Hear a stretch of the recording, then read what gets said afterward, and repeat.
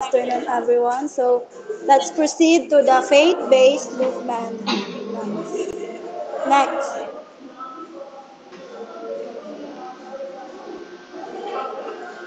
So what is faith-based movement? So faith-based movement are collective effort rooted in religious belief aimed at addressing societal issue and promoting social, political, or economic change.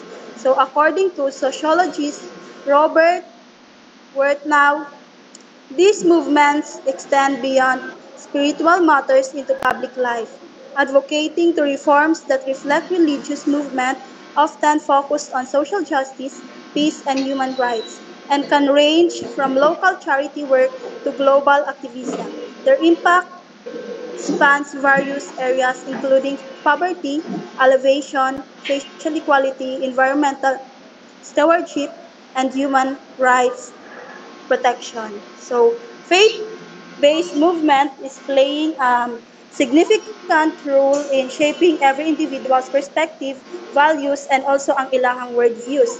Now, ang faith-based movement is naga-involve siya belief and practices that includes the religion of every individual. So, faith-based movement foster community, naga-provide po siya moral framework and even preserve a good living sa society. So just what like nakastated sa report, nagahatag po siya kanang peace, justice, and so on because we know that in our religion and its teaching is all about the goodness, what is right, and avoid what is wrong. Next slide. Historical backgrounds. Faith-based movements have a long history, influenced both religious and social change across cultures. The Christian Reformation in the 16th century marked a pivotal shift in Western religion, leading to the creation of Protestant denominations. In the 18th and 19th centuries, the U.S. experienced the Second Great Awakening, which fueled social movements like abolitionism and women's suffrage. In the 20th century, figures like Martin Luther King Jr. used Christian principles to drive political change. In the civil rights movement, similar movements emerged globally, such as liberation theology in Latin America, blending Christian teachings with advocacy for social justice and Islamic movement focused on political activism. So, faith-based movement is influence both religious and social justice. It is because people who have faith in Jesus Christ and Allah only follows the goodness and rights, teaching with avoids the wrongdoings through people and their faith. They can be a reflection of towards other people that they have embodied their faith. So just like sa report in the 20th century, figured like Luther King Jr. used Christian people to drive political change sa civil rights movement. Kay kabalo siya nga ang ilahang belief and faith is powerful that could bring a change. Next slide. Faith-based movement belief. It is driven by religious belief and aim to align individuals' action and societal structures with the teaching of a specific faith. This movement, found across various religions, are rooted in belief in a higher power or divine authority, such as God in Christianity or Allah in Islam. They emphasize moral and ethical teachings derived from sacred texts, advocating for virtues like compassion, forgiveness, honesty, and humility. The goal is to promote personal transformation, social justice, and a life guided by spiritual principles that influence both individual and conduct public life.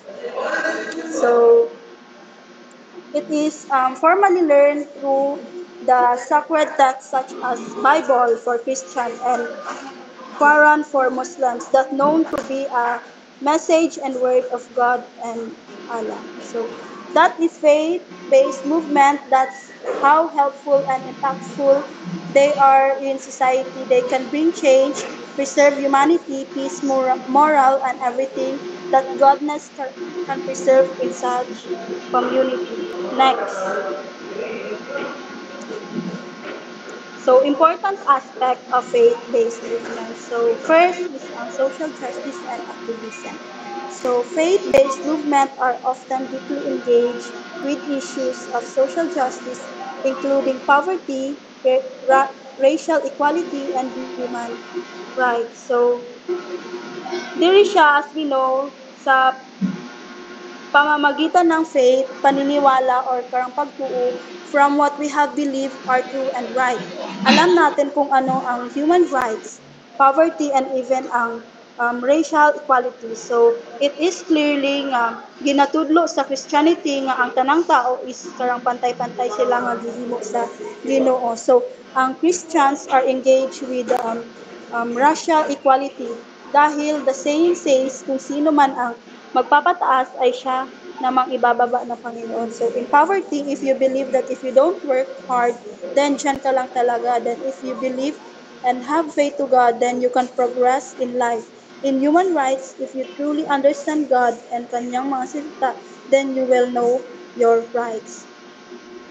Next is ang community building. So, many faith-based movement focus on creating supportive and cohesive community based on shared religious values. So, diri is those Christian, kani siya ang katong mga Christian na nagahatag og flyers or brochure para basahon sa karang kanto or kahit saan kani siya tong mga tao nga gahatag og flyer sa dalan, gahatag sila mga flyer sa tao para ilahang basahon. They are building and creating support to communities based sa religious values. Next is ang political and legal influence. Religious movements frequently interact with policies. Many faith-based movements advocate for laws and policies based on religious values, influencing areas like marriage, abortion, education, and environmental issues. So there is most of politics have a platform about free education, marriage, and so on. So, to influence people, ginapanatilihin nito at ipagpatuloy like in the issue today na divorce. In the politics, there are some na hindi sila parang musugot na papayag, it is because of their faith or belief sa Christian life na ito ay pinagbabawal ng simbahan. Next slide.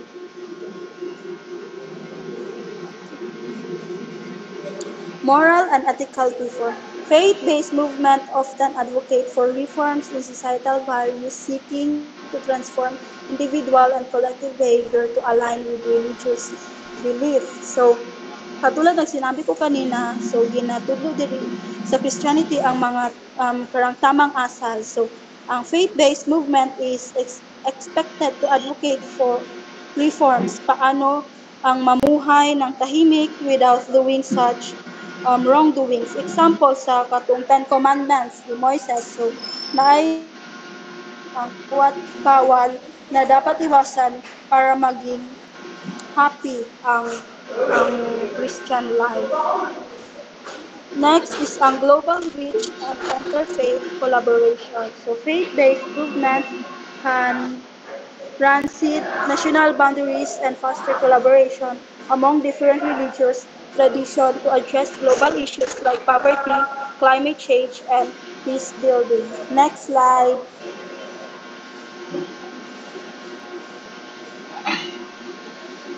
Faith-based movements have played a crucial role in shaping social, political, and cultural landscape worldwide by emphasizing values rooted in religious tradition. These movements have not only transformed communities but also reshaped policies and societal norms. Whether advocating for social justice, community support, or political change, faith-based movements continue to demonstrate the power of religious belief in shaping global affairs and improving the lives of people. So faith-based movement can be powerful forces for positive change, but they must navigate challenges related inclusivity, proselytizing, and complex social issues, especially in today's generation, wherein inclusivity is slowly embodied by the society.